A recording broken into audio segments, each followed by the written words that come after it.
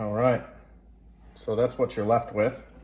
So what I'm gonna do is I'm just gonna run my knife through this fat one more time, just a rough chop, and then we're gonna go over to the pan. We're gonna start melting this down. We will see you back here when I'm finished up with the fat, and we'll show you how to boil that down. So you can see here, a lot of this fat is nice and cleaned up.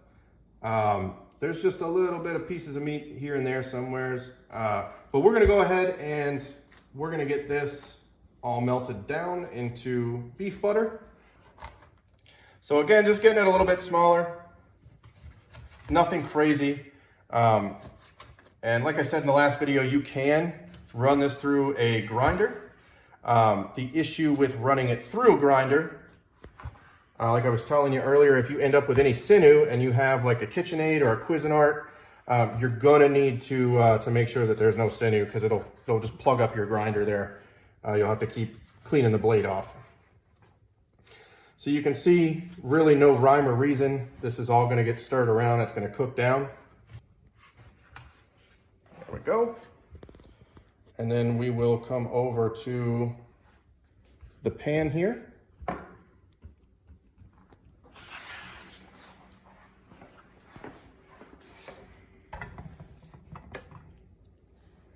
Just gonna put it all in.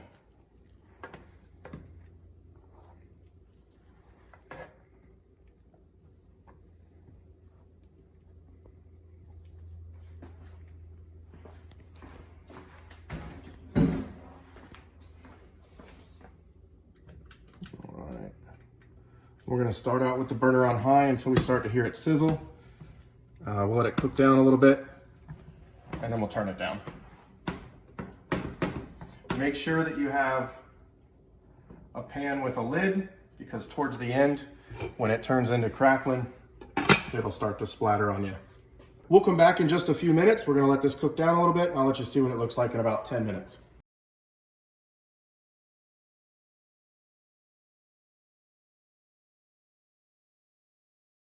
All right, so this has been going for about 10 minutes. We're gonna turn it down to low here. We're gonna give all this a stir, and careful when you take the lid off. You don't want any of the water to go back in there. Just wanna stir it around. Again, we turned it down to low.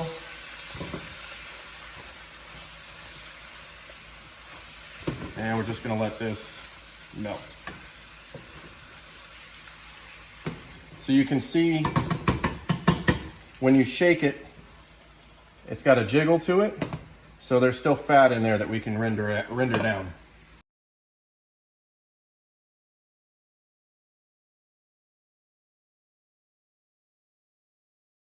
So while this is rendering down, we're gonna stir this real quick, but we need a snack. So I'm gonna go ahead, we just seasoned this up with salt, pepper, garlic powder, and we rendered down just a little bit by itself. You can see a nice little bit in there. We are going to just cook a steak for us to eat.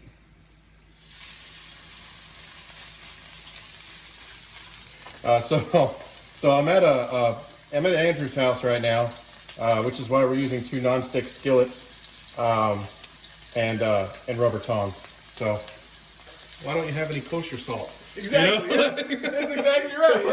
Yeah. Like land of the no kosher salt. So we're gonna give this a stir.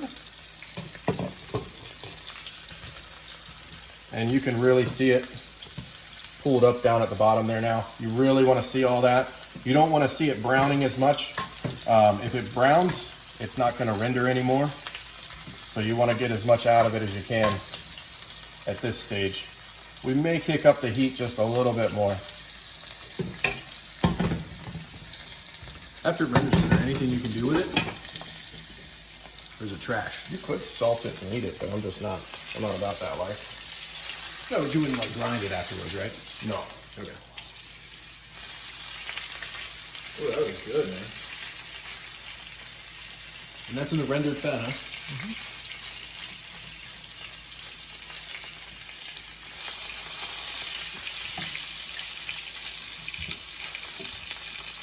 You being all special and shit. Well, you have non-stick skillet, so we can't use a metal spoon. Hey, that works fine.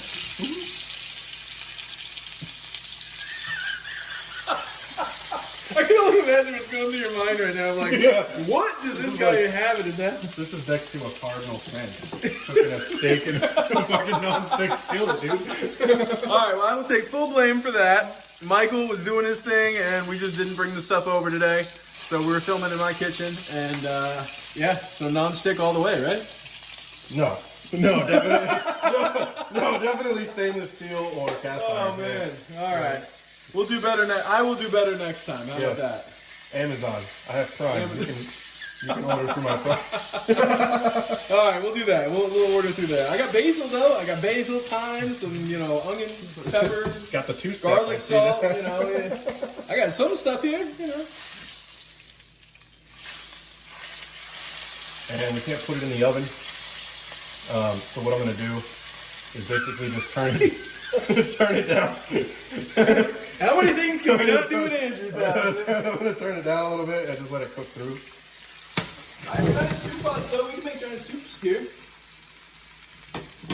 Yeah, dude. See? Like, Giant fucking pot. holy shit. We usually make like big stuff. We did that at the store too for like mixing things up, and I make my yogurt batches in there to try it out before Really? we made them in the big tub. Yeah. You know,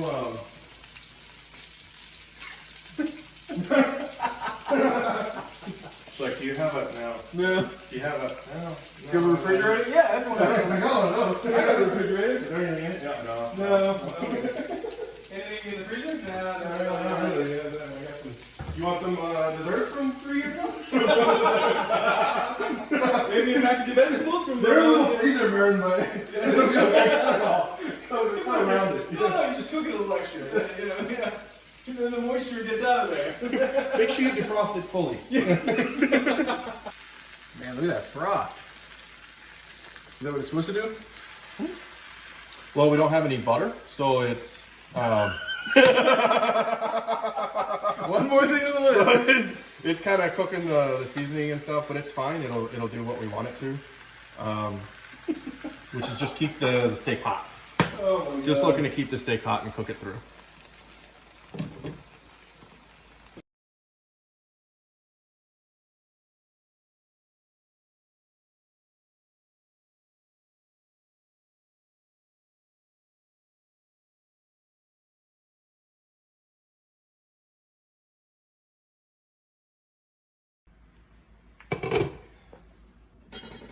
All right, so this is done. We're gonna just go ahead and drain this off. And you can see we stirred it a couple of times. I got popped in the face once, and that is because I let this drip into it. Any moisture or anything like that that gets into here is going to pop, just kind of like bacon fat would.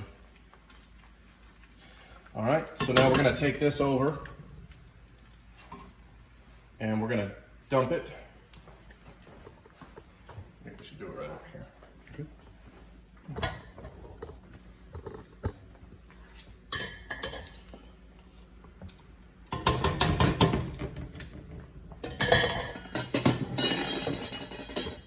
That worked.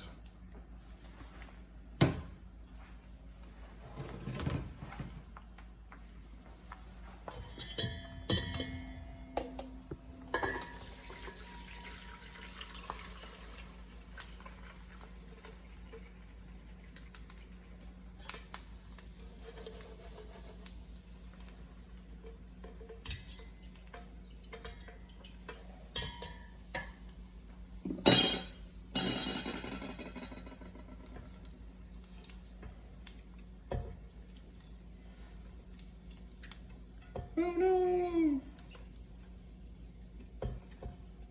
Well, we lost one.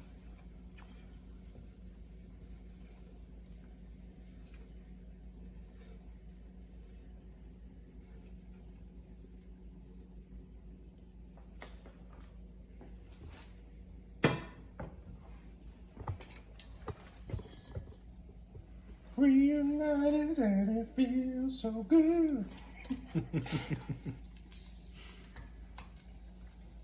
All right, so just give it a nice little squeeze on there. Yep, just trying to get everything out of it. And you should be left with this beautiful golden brown liquid of life down there in the bottom of the bowl.